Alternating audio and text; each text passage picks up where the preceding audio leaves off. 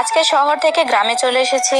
বাড়িতে এসেই তো আমি টাটকা টাটকা সবজি খুঁজছিলাম, কারণ এতদিন শুধু কিনে খেতে হয়েছে। 3 বেলা কিনে খেতে খেতে মুখের রুচির 12টা বেজে গেছে। অনেকদিন হয় টাটকা সবজির তরকারি রান্না খাই না। শহরে গিয়ে তো এগুলো অনেক বেশি মিস করছিলাম আমি জানি আপনারাও আমার এই গ্রামের ভিডিওগুলো অনেক বেশি মিস করছিলেন। আমার ছেলেটাও তো গ্রামে আসার জন্য পাগল হয়ে পড়েছিল, কারণ সে খোলামেলা থাকা ছোটবেলা থেকে অভ্যস্ত। এখানে মায়ের সাথে সাথে সবজি ছিঁড়ছিল সে। আমাদের গাছে থেকে কয়েকটা বেগুন ছিঁড়ে নিলাম, এরপরে কিছু সিম ছিঁড়ে নিচ্ছিলাম। এগুলো কিন্তু আমাদের জমিতে চাষ করা হয়েছে।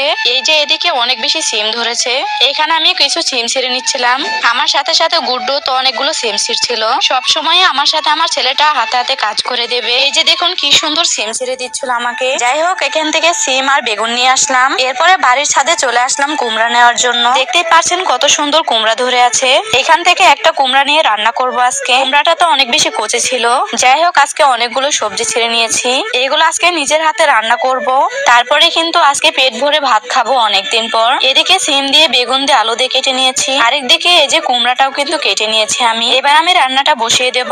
প্রথমে এখানে মাছের মধ্যে আমি হলুদ মরিচ দিয়ে ভালোভাবে মিশিয়ে নিচ্ছিলাম। এগুলো কিন্তু রুই মাছ, আর এগুলো দিয়ে কিন্তু আমি কুমড়ো দিয়ে রান্না করব আজকে। রুই মাছগুলো আমি ভেজে নেব, যার কারণে মশলা দিয়ে ভালোভাবে মাখিয়ে নিচ্ছিলাম। আরেকদিকে তেলটাও কিন্তু গরম হতে দিয়েছি। এরপরে মাছগুলো বসিয়ে দিলাম, ভালোভাবে এবার ভেজে নেব এগুলো। তবে নদীর মাছ হলে বেশি মজা হতো। কিছুদিন পরে আবার বাবার বাড়ি চলে যাব নদীর মাছ খাওয়ার জন্য। ঢাকা শহরে যাওয়ার পর ওইখানে ভালো পানি না থাকার কারণে আমার চুলগুলো তো একদম 12টা বেজে গেছে, অনেক বেশি রুক্ষ হয়ে গেছে এখানে গোসল করার পর। আবার যাওয়ার সময় মনে করে আমি তেলটাও নিয়ে যাইনি, যার কারণে হেয়ার কেয়ারটা আর করতে পারছিলাম না। পরে আর কি করা, ঢাকা থেকে আমি এই যে জাফরান হেয়ার অয়েল গুলো কিন্তু অর্ডার করেছিলাম। এটা কিন্তু একটা কম্বো প্যাকেজ, যেখানে হেয়ার অয়েল, হেয়ার মাস্ক আর শ্যাম্পু থাকে। এই যে এখান থেকে স্ক্যান করলে কিন্তু বুঝতে পারবেন এই তেলগুলো অরিজিনাল কিনা। এই তেলটা ইউজ করলে কিন্তু আমার চুল পড়া একদমই বন্ধ হয়ে যায়, আর চুলগুলো অনেক বেশি সিল্কি হয়ে যায়। সবসময় আমি এই জাফরান হেয়ার অয়েলটা ইউজ করি, সাথে আবার আছে জাফরান হেয়ার মাস্ক। যেহেতু এই তেলটা ব্যবহার করার নিয়ম আছে অনেক, তাই এখন আমি কোনো রকম তেল ইউজ করব না। গোসল করার 30 মিনিট আগে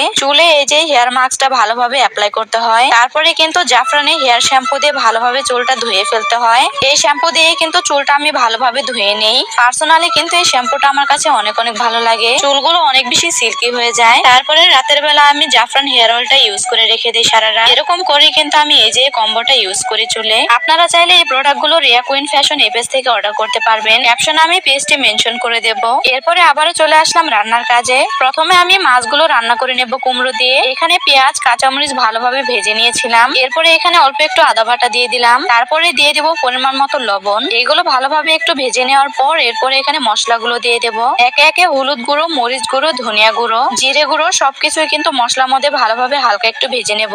এরপরে এখানে অল্প একটু পানি দিয়ে কিছুক্ষণ কষিয়ে নিচ্ছি মশলাগুলো কষানো হয়ে গেলে এরপরে এখানে কুমড়োগুলো দিয়ে দিলাম। কুমড়োগুলো কিন্তু আমি আগে থেকে কেটে ধুয়ে রেখে দিয়েছিলাম। যেহেতু কুমড়োগুলো অনেক বেশি কচি ছিল, তাই আলাদা করে কিন্তু কুমড়ো আমি ভাপ দিয়ে নেব না। আপনারা হয়তো মাঝে মাঝে খেয়াল করেন কুমড়ো আমি ভাপ দিয়ে রান্না করি। আরেকদিকে আরেকটা চুলা আমি মাছের চাপা দিয়ে সিম, আলু, বেগুন দিয়ে ভেজে নেব।